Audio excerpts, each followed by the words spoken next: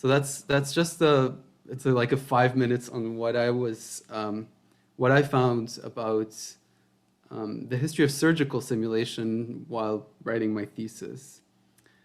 And so the earliest text I could find was uh, an Ayurvedic medicine text by a well-renowned Indian surgeon at the time. So that's 600 BC, so quite a while ago. And it's a foundational textbook and has a lot of surgical techniques, a lot of different interesting pieces. But what I thought was interesting was a piece that said something along those lines that like a bungling surgeon is a public danger. And the Sushruta says that theory without practice is like a one-winged bird that is incapable of flight. So even back then, they recognized the importance of practice.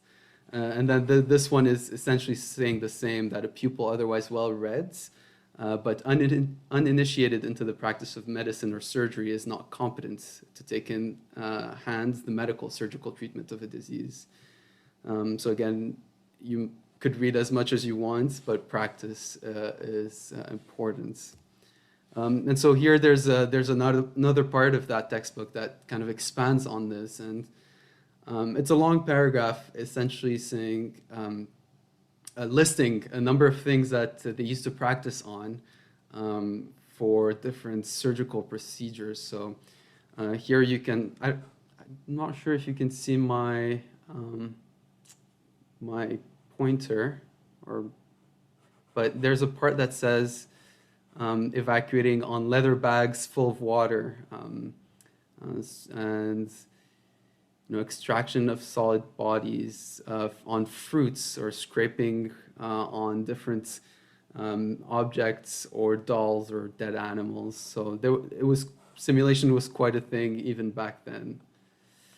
You go further along in history, and it's quite a big jump, but this one was also interesting to me because it's the first simulator that I came across. And so Madame du Coudray was in France in the late 1700s, and she was asked, I think, by the King Louis XV to essentially go kind of tour France and teach midwives the art of delivery, because at the time France was in many different wars, and they needed to make sure that every baby could be delivered safely so that their army wouldn't fall apart.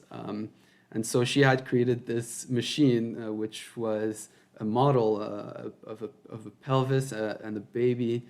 And so Madame du Coudray essentially traveled with this thing across France, as you can see here, in order to teach midwives across the country how to safely and efficiently deliver babies.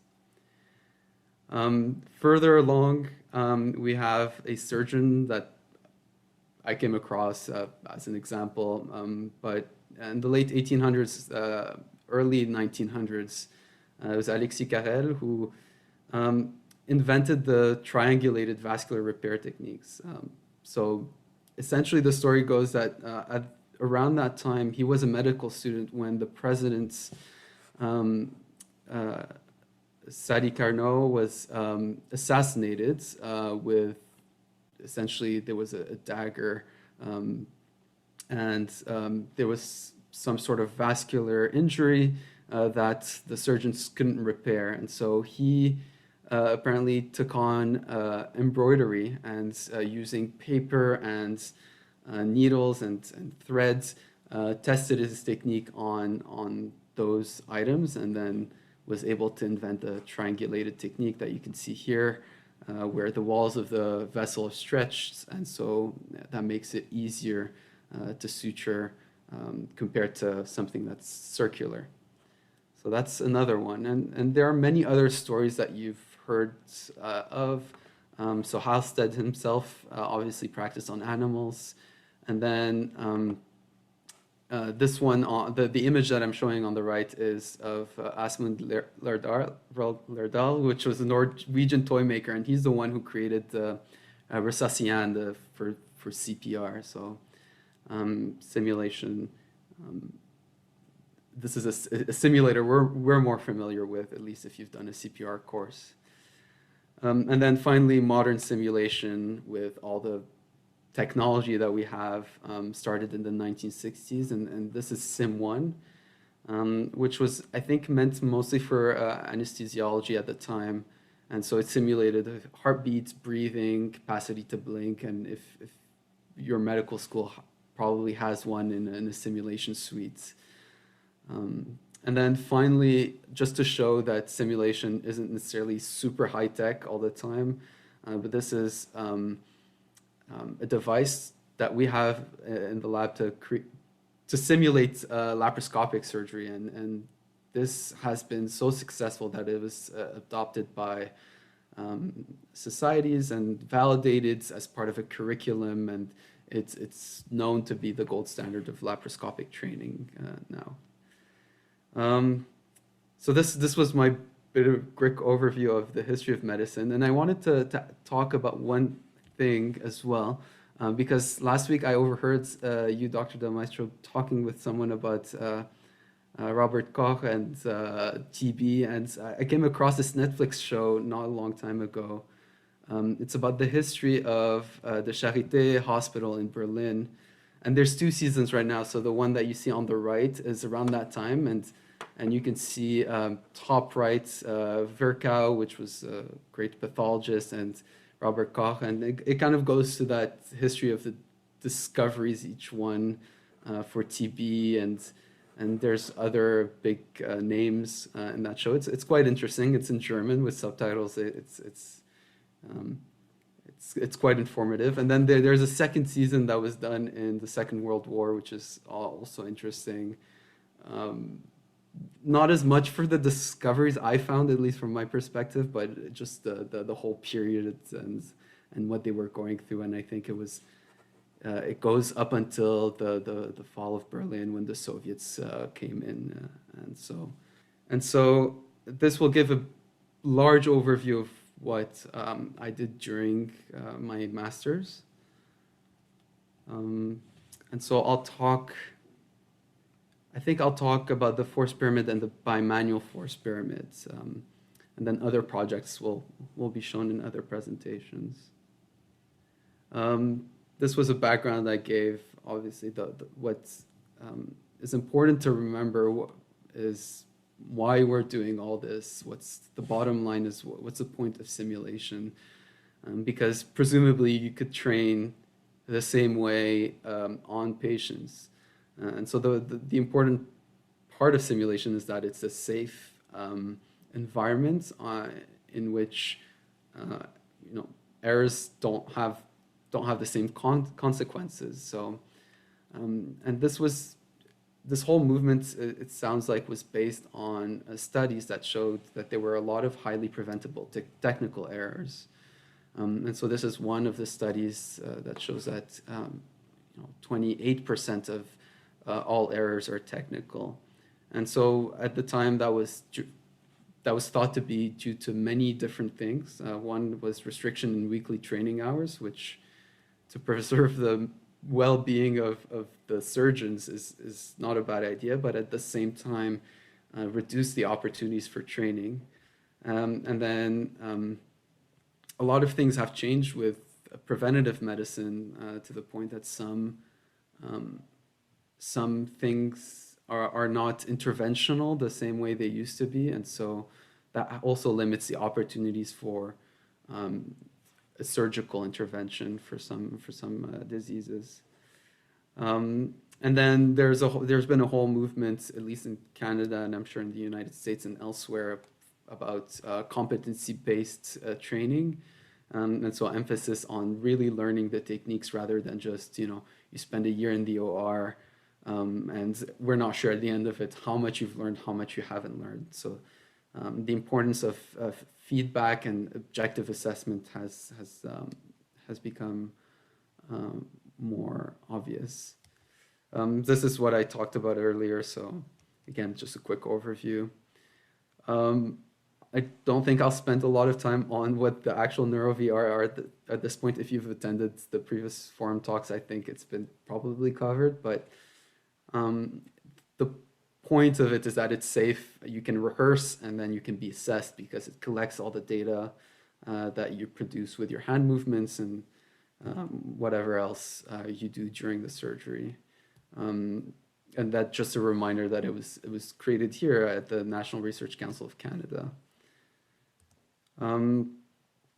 So at the very basic, at the very beginning, there were a few metrics, and this was I think, if I remember, a paper done by Fahad, where they had described different metrics to analyze that data that comes out of the NeuroVR.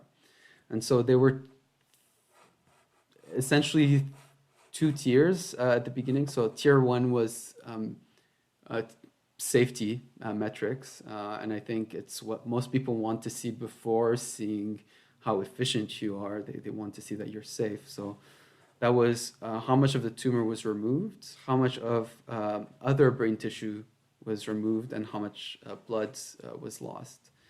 And then in tier two, there was a focus on forces, maximum, average, and total forces.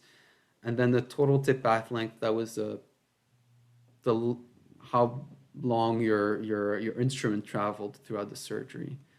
And then tier two advanced were more advanced metrics that focused on bimanual. So something like coordination, how often you use both hands together, the forces you applied from one instrument to the other, how close the instruments were together, etc. And so in one of those papers where they described the metrics, Hamid at the time who was a fellow at the lab, had described the force pyramids and had started publishing a paper on the force pyramids. So with that metric that he had created, I applied it to other scenarios and in other contexts. But essentially the idea of the force pyramid was that other metrics were kind of limited in scope and insights. The other ones were just numbers, and the force pyramid was a way to visualize the data, have visual feedback. And so first I'll show you the force pyramid for the dominant hand. Then I'll focus on dominance, non-dominant, and bimanual force pyramids. So the force pyramid. So the idea was to observe the spatial distribution of force in the simulated operating field. And the hypothesis was that the force distribution will vary according to the hand position and then the ergonomics of the hand. And I'll go into what that means after. So just to give you the setup, so this was a trial that was done on more simple tumors. So you may have seen the complex shape and the more realistic scenario, but this was done with round tumors of different colors, of different stiffness. So S is soft, M is medium, H is hard, and then different borders. And so you had distinct and indistinct borders. So and similar to other trials, we had medical students, residents, and neurosurgeons, and obviously limited numbers for the last two groups, but medical students, we had many.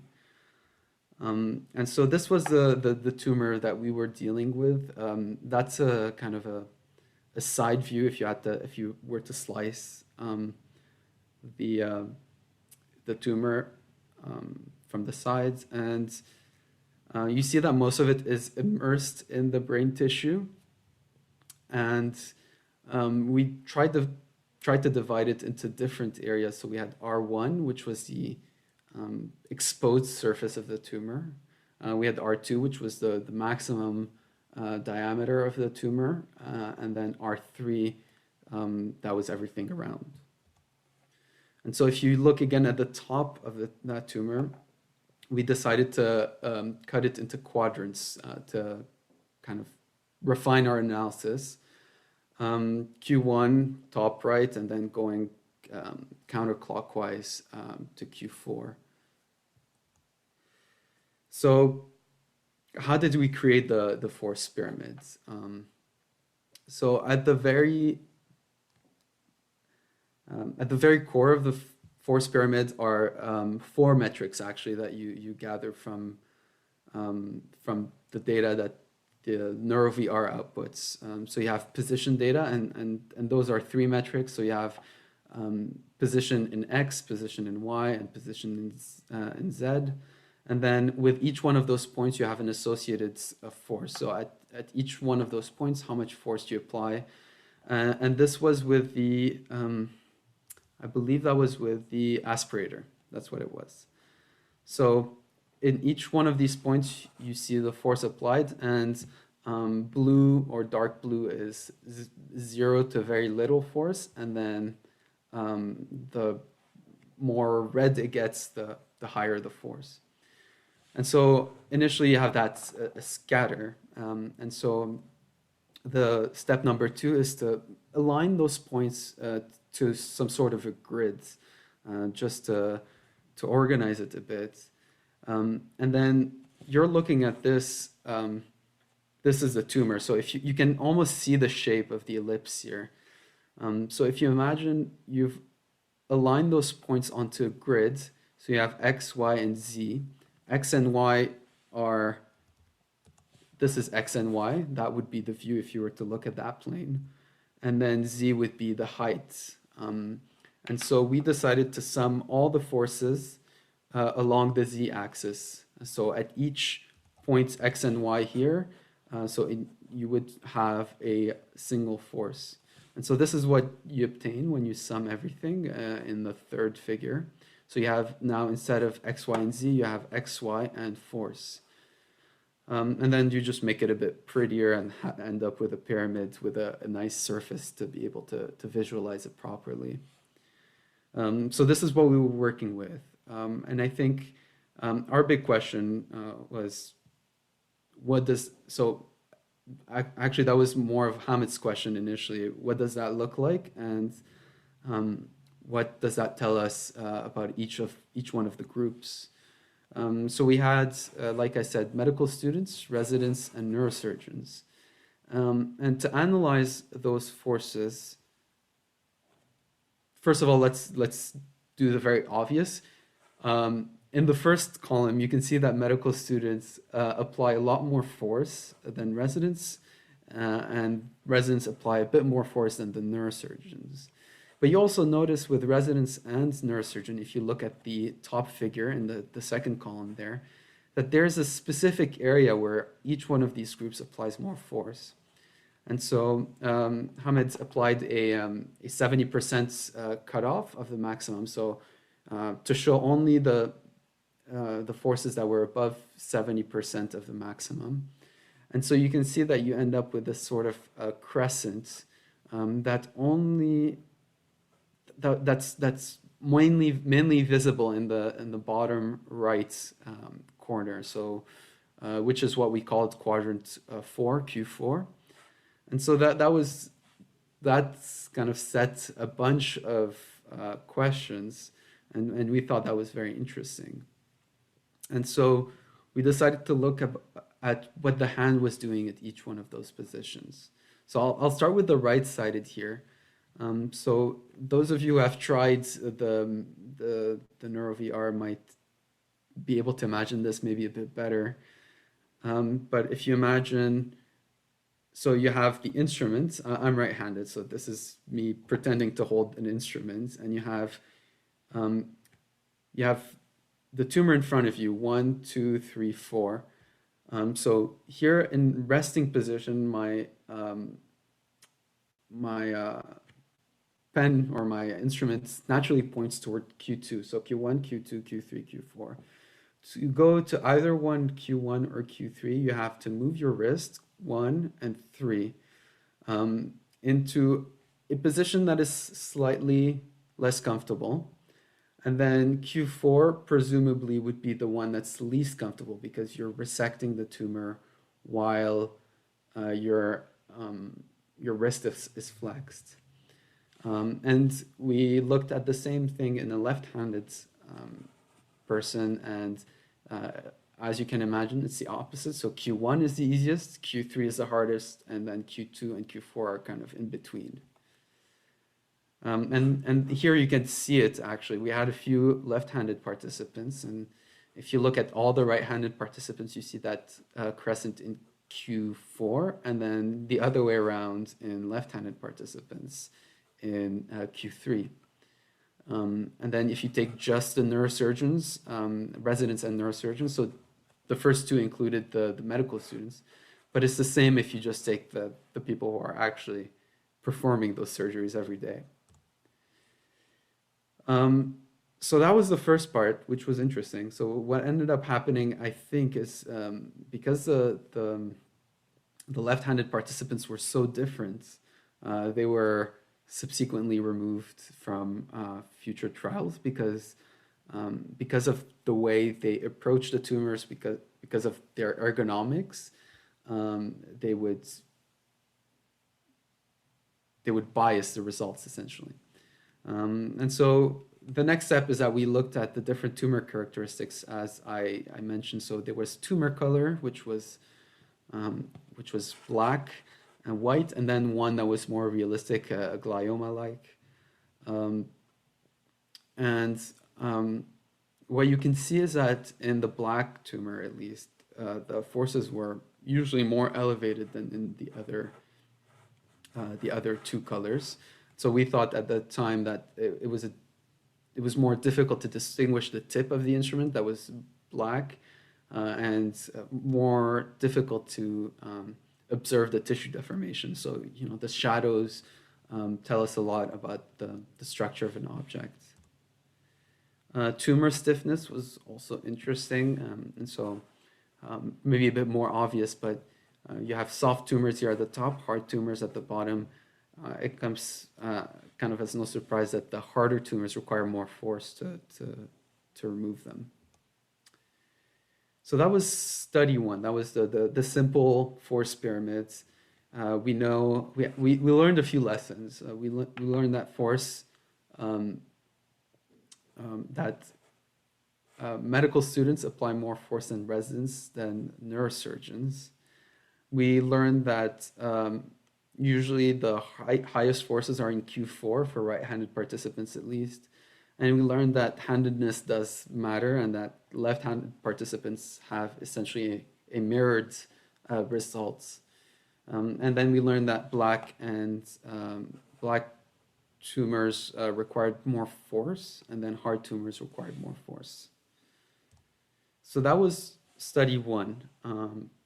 Then we wondered, so actually I'll pause here. I don't know if anyone has any questions, or if anyone wants me to clarify anything before I move on. I have a question. Yeah. You can go back to slide 13. Sure. Let me go back. Just a small point, just for clarification. Yeah. So it's just about how to transfer XYZ information to XY force. Uh-huh. How you just some forces along the Z axis. Yeah. So for each of in figure 1 and 2, each one of those points has a force associated with it, and so it's in these cases it's represented by color. So if you want to imagine a fourth dimension, so XYZ, and then the fourth dimension is the color, which is the force in number 1 and number 2. In number 3, you just you'll end up, after doing the grid, you'll end up with columns of data. So at each point X and Y, you'll have forces at different points at different levels of Z, with each one a force. And so along that column, you sum everything that's on that column, and then you obtain figure 3, which you have X, Y, so you have that grids, and then you'll have as these z-axis, that will be the force. So the heights. So in this case, I think maybe what's maybe confusing is that in the third figure, the heights and the color both represent force, whereas in figure 1 and 2, only the color represents force. I don't know if that makes sense. So basically, in the figure A, basically that's the exact position of the tip of the instrument, I guess, in Yes. different locations. Yes. Then you put them in a grid, that's figure B. Yeah. Then you kind of try to sum the forces. At Right? each XY position. Yes, XY position. And then basically you take the summation of forces that you already put them in a grid, Yeah. and then you kind of alignment. That part is just not clear for me. So if there's one grid that has the highest force, that means that it will has the highest position in the force axis, which is used to be Z axis. Is that correct? Yes. Yeah. So if you see, so a few things actually to clarify, I think. In the actual methodology, the lowest forces, undetectable forces, were eliminated, and the forces were only taken into account when the person was in contact with the tumor. So just that makes it a bit more clear. And then in the last figure, if you see here the peak, so at that position, that would be the highest force. And so the color corresponds with that. And so if you were to go back maybe to the grids and look at the number of points, or maybe how, what the color was at that column, you'd see that you had applied a lot of force in that specific location. Okay. Okay. May I also ask a question? Yeah. So, my understanding is that, for example, the tumor has an oval shape, and then it means that when you get toward the sides of the tumor, we have a less thickness compared to the center of that. So in that case, when you add up together, even if you have like a same amount of the force for the points at the center, when you add them up, you have a higher net force. So how did you do that part? So this is, yes, that's a good question. So it's not the average force that we're showing, which would kind of deal with that, because you would take, we're just showing the total force that was applied at each location. So average force makes more sense, because then it doesn't take care of like the number of the points we have for each, like a point on the XY plane. And I think it would show something slightly different, but I think the idea was that you want to see, in real life, you want to see the total force that's applied into a certain area, because that's more indicative of the potential harm you could do to surrounding tissues, especially as you get close to that edge. But yes, that's a very valid point, because you do have less volume in that area. Okay, thank you so much. No problem. I have a question as well, Ron. Yes. And it was about the Q4, like the highest force was applied in Q4. Do you think the reason why could be the side contact, because machine calculates all the forces combined, and if the side of the instrument is in contact with the tissue, which is more likely in Q4, could be reason? Yeah, I think I remember there was discussion about this. Obviously, so the simulator has its limitations. So I think what you're referring to is that sometimes it's not just the tip of the instrument that's touching the tissue, but the side of the instrument. Yeah, it's a limitation. So we're not really taking into account just when you're removing the tumor and hitting it with the tip. Yeah, but I think it's hard. If I remember correctly, based on the metrics that we had, it's hard to tease out what comes from the tip of the instrument versus the side of the instrument. So I don't know.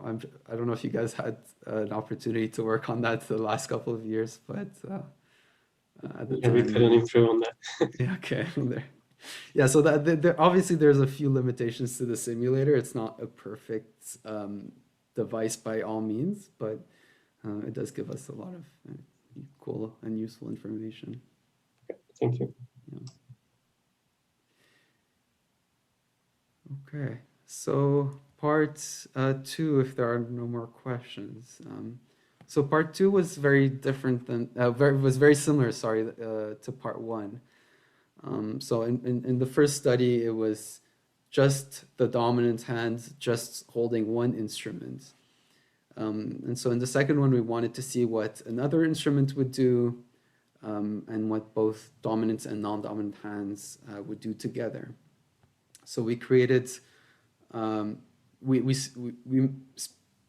so the previous one that you saw was the dominant hand force pyramid. So we did the non-dominant hand force pyramid and then the bimanual hand force pyramid. That's a combination of both. And so it was a different scenario because the previous one only allowed for the aspirator. In this scenario, the participants were asked to resect 8 tumors, and they had 3 minutes to resect each one of those tumors. And so in the dominant hand, again, they had an aspirator, and then in the non-dominant hand, they had suction. And suction was primarily used to suction any blood that was in the operating field. We had similar tumor characteristics, I think black and glioma-like. We had soft and hard. So we got rid of the white one, the medium one.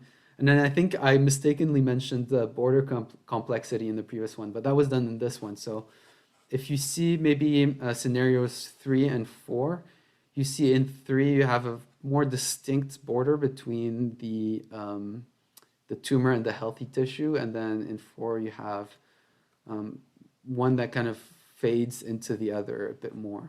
And we were wondering what that did to the force pyramid. And then the participants were 7 junior residents, 7 senior residents, and 6 neurosurgeons. So no medical students in this particular situation. So again, just a better description of all the scenarios and all the tumors. So tumor, 4 black tumors, 4 glioma-like tumors, and distinct, indistinct border, hard, and soft. So you have kind of one of each. Again, same analysis, create a force pyramid for each tumor resected, and then average tumors at respective XY positions. So,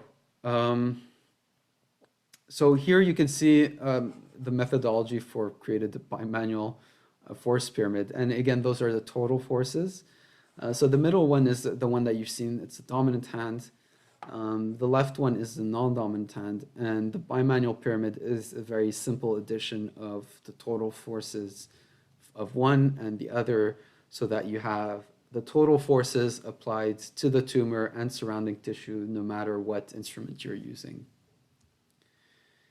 So again, we wanted to just check handedness for good measure. I think there were 2 left-handed participants, if I remember correctly. It's a very low number, but I think it was just out of curiosity, and so we found the same thing for the dominant hand, more prominent crescent in Q4, and then left-handed in Q3. And then we kind of did the same thing for the suction, and it's not very convincing, but we do see that peak in the middle, which we thought was interesting for the non-dominant hand. So we'll get into that a bit. And here you can see, just to prove the differences between right and left-handed participants, and you can see the significant difference between, at least what's interesting is Q3 and Q4, where right-handed participants apply a lot more force in Q4, and then the opposite in Q3. So,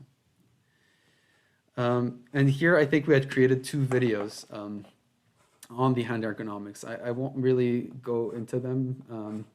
They're quite long, but we were just describing. Okay. So I'll describe just the right-handed one. So we'll describe you can see the hand's position a bit better. So here, this person is resecting Q2. And so you just pay attention to the right, the wrist on the right hand.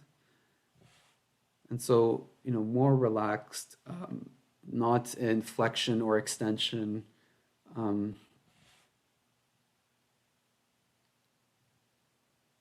So they're resecting, and then I think, so they start with Q2, and I think that's the point we made, that it was started with the easier one, Q3. So you can see their hand is slightly abducted, so kind of in that position. I don't know how that shows onto. And then Q1, now in the opposite way, the hand is adducted. And then resect Q1. And then Q4 would be the one. And that one requires a bit of a wrist flexion. And actually, most interesting is that the instrument is harder to see in that position. So again, they go back a bit to Q1, Q3. And then all the other video would show you would be the opposite thing, essentially. Okay. So all the tumors, and I won't spend a lot more time on this because I do want to talk about the more recent stuff. But so dominant hand is what we expect. Non-dominant hand is interesting. We see force applied directly into the middle. And so we thought this was the participants using their suction and going to the pool of blood that usually accumulates in the middle of the tumor, at the deepest parts of it. And so some of them keeping it right in that position just to remove all the blood that accumulates into the operating field. Now, what becomes interesting is to see the bimanual pyramid on the far right, and more specifically, the 70% maximum figure. So for both junior and senior residents, you see that the non-dominant hand's peak overshadows the crescent, whereas in the neurosurgeon, if you take the 70% maximum, they're kind of both equal. And that we think shows that neurosurgeons apply more equal forces between both of their hands and are more aware of what's happening with their non-dominant hand, versus the other two apply a lot more force with their non-dominant hand indiscriminately. So it goes into details. I won't go into that. And then here was interesting between the distinct and non-distinct borders, especially in the dominant hand in the middle. So if you look here, and then let's look at the neurosurgeons at the bottom middle two columns. You can see that the distinct border leads to the neurosurgeon really keeping their forces within the boundaries of the tumor, versus with indistinct borders, it's a bit harder to discern where the tumor ends and the brain tissue starts. Stiffness, we've talked about, similar results. And similar results with black and glioma-like tumors. So just as a very quick summary, force distribution highest in Q4, lowest in Q2, and then dominant hand you have a force crescent, non-dominant hand you have a central peak, and then the bimanual you have a central peak that dominates for residents, but with neurosurgeons who are able to apply force a bit equally between the two, you see the crescent and the peak. So this was presented 2 years ago, a year and a half ago maybe, November 2019 at the meeting, the neurosurgery meeting in Quebec. And so that's something we did together. Again, the NeuroVR. The force pyramid, which by now everyone's familiar with. And so this is a new scenario, and I'm sure a lot of you have seen it. This is a subpial resection scenario, which is a lot more realistic than all the other ones I presented earlier. It's a complex scenario with an irregular tumor shape. There's adjacent vascular structures that bleed, as you can see. And it's just an overall more difficult scenario to complete. Participants usually had 13 minutes to complete that one. And they were neurosurgeons, medical students, residents, both juniors and seniors. that completed this. And this was done in the context of a larger trial with a bunch of practice scenarios with a more simpler tumor before. And then finally, I just want to point out the instruments. So the right or the dominant hand is an ultrasonic aspirator, and then the non-dominant hand is a bipolar to cauterize and control the bleeding.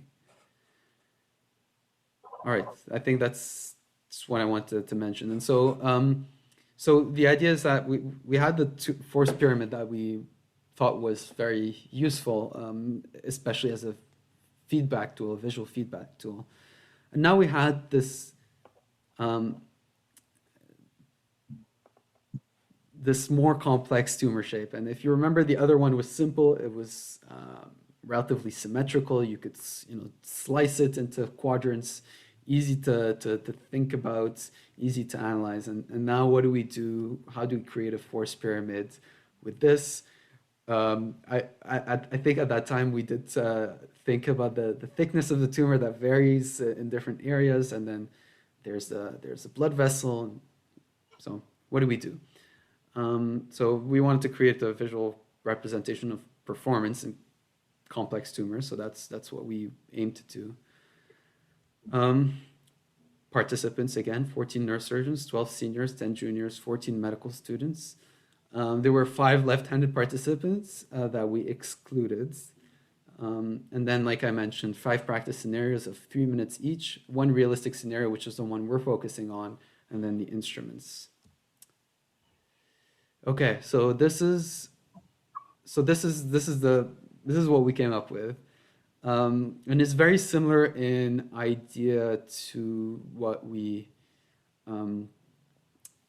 did before. So you have the tumor shell just to show what that looks like, and then figure B is the participant inputs. So it's kind of like the first figure that I showed earlier on that slide number 13.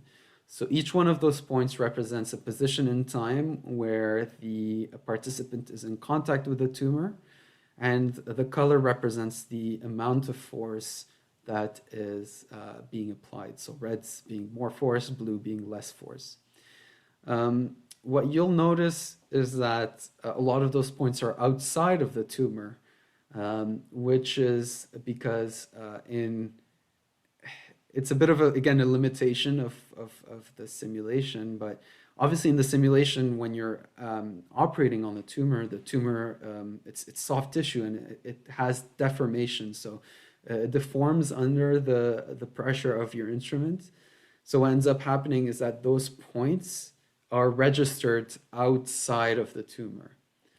So that's why the position looks like it's outside of the tumor, but it's essentially just the tumor tissue that was deformed out, and that's where the computer recorded the force. So what we had to do is,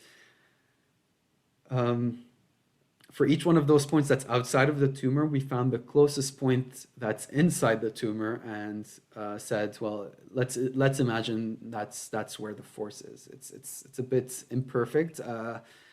Ideally, we would have kind of followed the trajectory of the instruments and deformation of the tissue, but that was data one that we didn't completely have, so it was hard to extrapolate, and we're not sure how much more useful it would have been. So either way, so this is what we came up with. So on the last one, you'll see all the points are within the tumor model, and then anytime you had 2 points at the same position in space, so we just summed those points. So if you had 2 points at position X, Y, and Z, that's the same.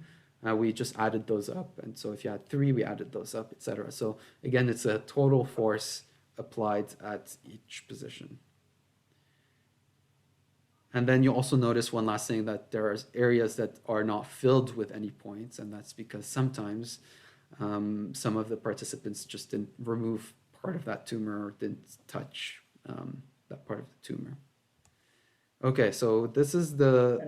And Robin, yes. These were all with the right hand, right? With the aspirator? This is all, yeah, this is exclusively right-handed participants, absolutely. I can't remember if I did the left-handed participants. I probably did, but I don't have it in this presentation, and I don't remember what that showed.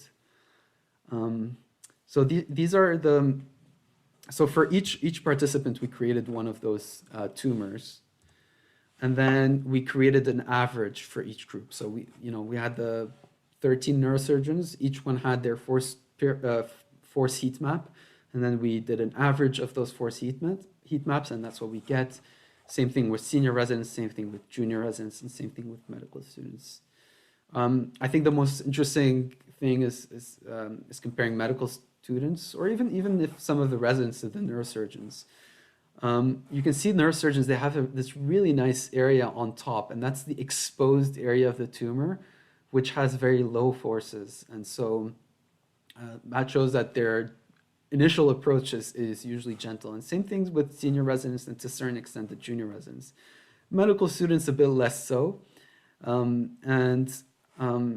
You'll notice even for neurosurgeons, as they go deeper into the tumor, and in an area where it's more difficult to visualize the structures, the forces increase. So you see here, that's the back of the tumor where it's harder. Same thing with all groups, but you can see that as you kind of go, each group has a lot more force that's being applied. So the next question is, okay, we had the force pyramids, and then with the quadrants, we were able to identify key tumor regions. How do we do that with the force heat map? Because it's not symmetrical. And so, yeah, as I said, we had Q1 to Q4, and that was easy to establish. So here we imagined different things, and we imagined it not just for force, but for time and volume too. We thought we'd explore those two. So let's start with force. And what I did is very simply divide into the force in all parts of the tumor into three. You have the top 33% force, the bottom 33% force, and then the middle in between forces. And then here I show them as green, orange, and red, which is intuitive. So the top 33% of forces are reds, where you don't want to be. Lower forces is perhaps where you want to be. Same time, it was difficult to say if you want to spend a lot of time somewhere or very little time. But overall, the more time you spend in an area, the more chance you have of committing an error.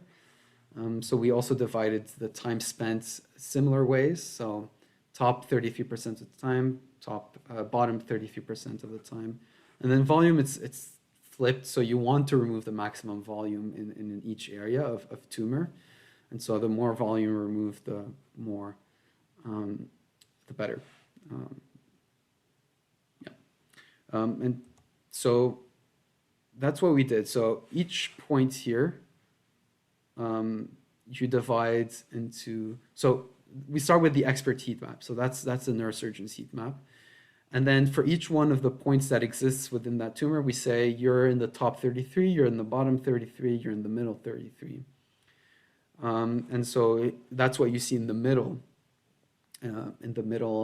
tumor. So you see more of those green points on the top, more of those red points at the bottom and on the edges, and then kind of reds in between. But that's somewhat useful, but that doesn't give us clear areas that we can, quantify and that we can compare from one group to another. So what I tried to do is have bigger tumor areas, and those tumor areas were created in C by clustering. So it's for each, so if you take in the middle figure the subset of green, the green points, just eliminate everything else and just take the green points, and you find the center of gravity of those green points. And then based on the center of gravity, you say, okay, well, that is the general area where the bottom 33% of forces are used because it's green. So we're gonna delineate the area closest to this center of gravity as being the green area. And so you do the same thing with the orange dots. You say that's the center of gravity, and that's the area of the tumor that corresponds to it. And then same thing with the red one. You just make sure that's you find the center of gravity and you find the area. And so I think if I go to the next one, that's a bit more obvious. So let's start with the force one. That's the middle one. You can see that's based on neurosurgeons only. So that's what the experts do. For force, if you start with force in the middle, surgeons apply the least amount of force on the top, which made sense as we saw. Because it's the most obvious, it's easily accessible. And as they go further and further down the tumor, they end up applying more force. So that was our first analysis. If you do the same thing and with time, how much time is spent in each area, you'll see that they spend very little time. So green, again, is less time, red is more time. So green is very little time spent in that area of the tumor, away from the blood vessel, easily accessible, the top visible area. Spend a bit more time in that bottom, but they spend most of their time in that red area, which we believe is because it's the closest to the blood vessel, and that's where they are trying to pay they're trying to pay attention to. They're trying to be very careful not to damage the blood vessel, not to have any bleeding. And then volume-wise, again, more volume being removed in green and a little less in yellow, and then the least in that area at the edge over there. So, and then the last thing was analyzing the differences between the four groups based on the segments that we created with the neurosurgeons. So time, we see, so you have neurosurgeons in blue, seniors in red, juniors in green, and then medical students in purple. And then for each one of them, you have the green, orange, red cluster, et cetera, et cetera. So you see surgeons spend less time in green, orange, more in red. And so as you move along, you see seniors, juniors spend quite some time in green, and then specifically medical students. Sorry. Yes, that's right. Less time in green, more time in red. So as I said before, experts spend a lot of time in that red area, closer to the vascular structures. Residents and medical students spend a lot more time in the safer regions, so presumably the green and then the orange ones. As we can Sorry, see Robin. Yes, tell me. I'm a little bit confused. So isn't the green, orange, red defined by the amount of time you spend on Yes, it is. It is. So if you spend a lot of time, then that's automatically red? In what sense? What do you mean by Like, that? can you go back to the slide where you showed the curve and the colors? Where you yes. Okay. Yeah. Yeah. So yeah. So more time is automatically red, right? Yes, in the sense that we thought that more time being spent would be would give worse outcomes, and so we define it as a So bad just thing. because when you go back to the table, you spend a lot of time. How can it be like green? Yes. Okay. I understand what you mean. So just to clarify, the methodology that I described initially, that was to create tumor regions, the same way we created quadrants. So all the analyses after that are just based on that those tumor regions. So kind of like quadrants, now we have tumor regions. So we're seeing, so that was created based on the neurosurgeon performance. Now we're taking the other groups and saying, okay, based on those tumor regions that we identified in the neurosurgeons based on what they do, because they're the experts and they should know best. What are the senior residents doing in those same regions? And so we took the force pyramid of senior residents and then looked at the regions instead. So if you take the senior resident and they do the force, they do the scenario, then you look at their force pyramids, then you take just the time spent in green, the time spent in reds, and the time spent in the orange area. So that's what we did. We just looked at those areas. I don't know if that explains it Yeah, I a see. bit So more. you based everything on what the neurosurgeons do. You took that Exactly. as the baseline. Exactly. And then you look what the others did in those areas. Exactly. So the neurosurgeons, like you said, are our baseline because Okay. We didn't have a very easy way to cut the tumor, and so we thought we'd use the neurosurgeons as our indicator. Robin, just to clarify, what we see here on the left is actually a volume cluster of expert, right? Yes, all the figures. So yeah, that's what you're going to see. That's going to be based on the neurosurgeons. Yeah, but it's a volume cluster, right? Yes. Excellent. Okay. So this is it's a 3-dimensional figure. Yeah. So I hope that clarifies a bit, because that's, if anyone has more questions about that. So just my understanding from this slide, what's shown as red in the 3D dimensional figure means that's where the expert left more tumor, right? That's where they spent more time. So this is like a time cluster, not a volume cluster. It's a time cluster, yeah. So there's a time cluster, and then I'll show you the force cluster and then the volume cluster, which are a bit different. Yes. So just imagine that's we're just talking about how much time people are each group is spending in those areas, and so let's just focus again on just the neurosurgeons. So red is where they spent most of their time, and that's again obvious in the bar graph, and then green and orange less and less. Now, if you take the same areas but just apply them to the seniors, juniors, and medical students, then you see a big jump in the amount of time spent in green, and not so much in orange, but definitely in green is where you see a jump in time. So the idea was that residents and medical students spend more time in the safer regions compared to the neurosurgeons that spend a lot of time in the red area. I mean, I have a question. So yes. I'm wondering if you have like a time cluster for medical students and residents as well, similar to what you have for these experts. Yes, I don't know if I don't know if I have it at the end. I may have made some figures at the time, but it's definitely, like, we can definitely make them. Because I was wondering, one way to compare the performance would be to look at the overlap, the percentage of overlap for the green, the experts and residents. Have you looked at that overlap? I think Muhammad was going to look like is that the green will be red and the others. So whatever the neurosurgeon spent as green, the residents and students will have it red in the same area, because they're spending the most of the time in the green. Probably, it would probably be but the problem around. Is that I think the problem is that the green region for the experts is not necessarily the green region for they're like a red region for the other one. There's you want to see how much overlap. Exactly. No, that's a very interesting one. I don't know what that would give, but that would be interesting.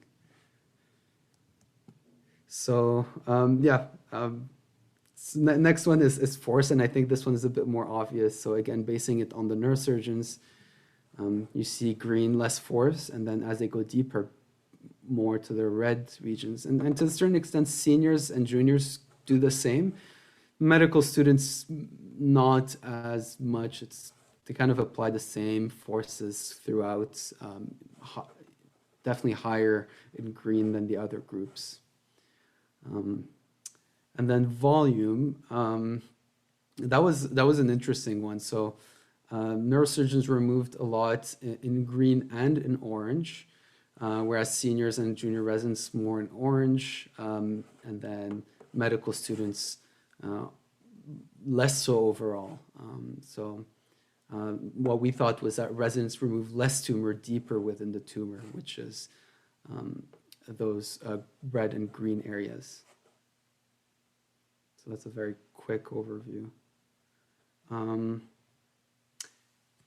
So with all that, and there were a lot of small bits and pieces to this, but I know it is past time. So all of these studies to combine together, we proposed a model of tumor performance. So there was a lot of thinking about what this means, why hands position changes things, why different quadrants are affected differently. And so at the very basic, if you look at what affects all this, so at the very basic, you have human factors. So how much experience you have, how much are your inherent abilities. Some people are just a bit more talented than others. And then all this gets combined into an expertise, automaticity, so how automatic some of these behaviors become. And then what we had called the surgical fingerprints. In a way, each surgeon may have a certain specific way of doing things. So you have the human factors, and then you have the task factors. So how difficult or how difficult the task is, how much stress does it create if there's suddenly a lot of bleeding and you have to deal with that. How precise does it need to be? So is it a small tumor, a big tumor? Are you debulking, or are you just making, are the margins? And then there's all the visual and tactile haptic information. And you integrate both of those to have the hand ergonomics, so the muscle activity to move your hand, your wrist, the sensory and motor function of your hand, and then the mobility of your hand. And all those hand ergonomics combined result in a certain task time. So, will you spend more or less time in certain areas? Will you spend more or less force in certain areas? Will you be as fast or as speedy or as slow with a certain instrument? So all this boils down to safety and efficiency. So human factors, task factors, hand ergonomics, and then safety and efficiency in the end. So I know that was a lot, but so that was the journey, I think, of all this, starting with one force pyramid, then the bimanual force pyramid, then the force heat map, seeing the differences between the groups, and trying to quantify things and seeing how it is affected by hand ergonomics. And there's a lot of other smaller bits that I could show some other time, but that was it. So, any questions? Well, thanks, Robin. That's a lot of stuff you went through. Yes. No question about that.